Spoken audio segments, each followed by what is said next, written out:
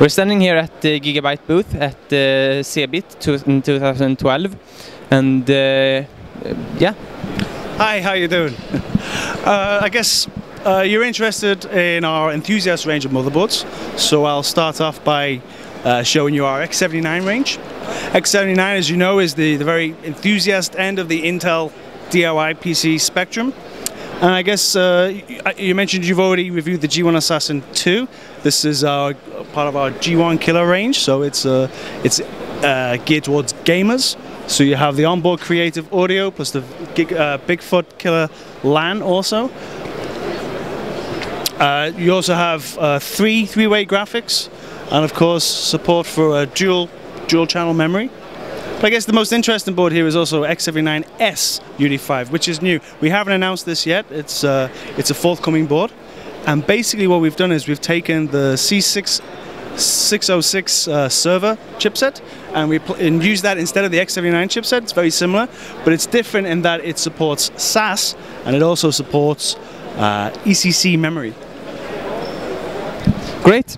Let's some of the C77 motherboards. Okay, C77. Again, this is for forthcoming third generation Intel CPUs. We can't say too much about when they're going to come out or when they'll be available. But again, we've got a gaming-oriented board. Again, G1 Killer. This is the Sniper 3. This time we're using a different creative audio chip. It's using the creative Soundcore 3D chip, which you can see is up here. And again, you've got a very similar Nichicon capacitors and the shield around there. This time we're also using with this C77 chipset, we're using a PLX chip, which turns 16 lanes of PCI Express into 32. So you can have here, you can have 216 for 2A, but you can also have 4x8, which is quite a unique feature. You notice the PLX chip actually this time is taking up quite a lot less space. It's actually much smaller and more efficient.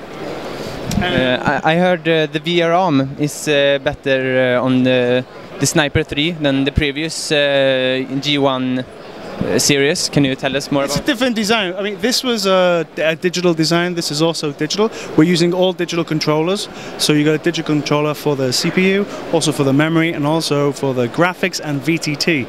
That gives you more control over how the power is delivered to your motherboard.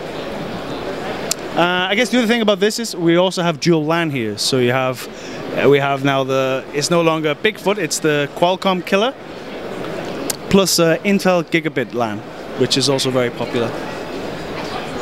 Moving down to the UD5H, this is also, you'll notice, I think it's quite important, we put overclocking features on all three of these boards here.